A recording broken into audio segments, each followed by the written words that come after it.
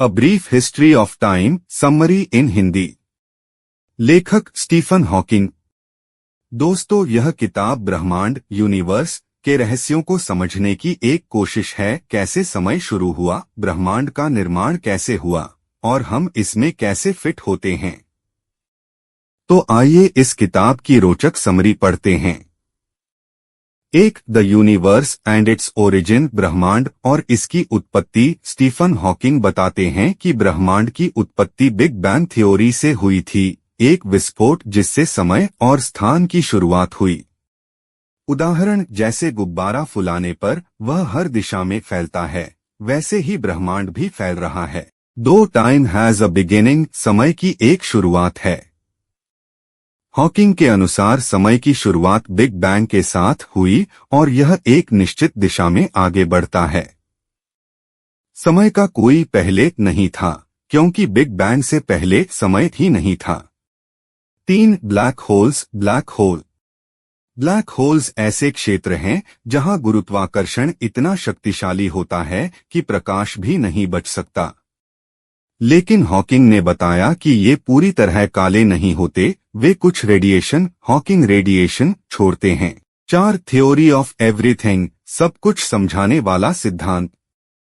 Hawking वैज्ञानिकों की उस कोशिश की चर्चा करते हैं जो एक ऐसी यूनिफाइड थ्योरी खोजने में लगी है जो गुरुत्वाकर्षण, क्वांटम फिजिक्स और समय को एक ही फ्रेमवर्क में समझा सके। पांच, quantum mechanics versus general relativity, quantum यांत्रिकी बनाम सामान्य सापेक्षता। इन दोनों सिद्धांतों में मतभेद हैं। एक छोटे कणों को समझाता है, क्वांटम, दूसरा विशाल चीजों को, जनरल रिलेटिविटी। हॉकिंग इन्हें जोड़ने की कोशिश करते हैं। 6, इमेजिनरी टाइम कॉन्सेप्ट, काल्पनिक समय की अवधारणा।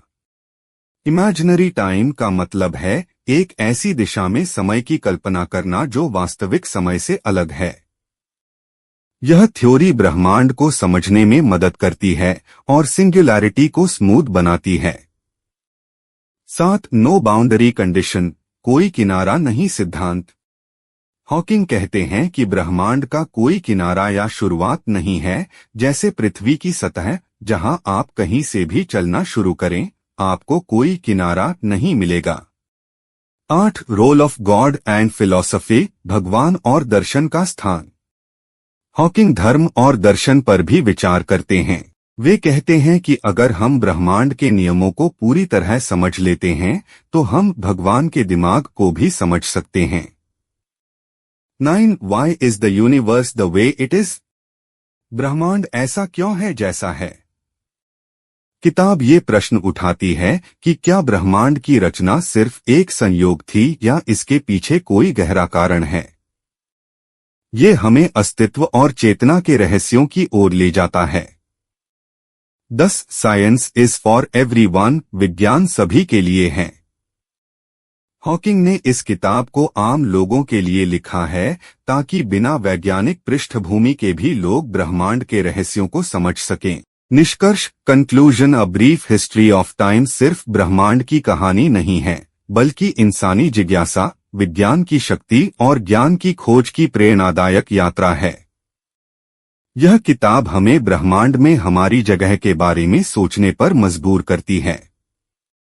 दोस्तों, अगर आपको यह बुक समरी अच्छी लगी तो वीडियो को लाइक, शेयर और सब्सक्राइब करें। कमेंट करके अपनी प्रतिक्रिया भी दें। बेल का बटन दबाएं। इससे आपको अगली बुक समरी का नोटिफिकेशन मिल जाएगा। धन्यवाद।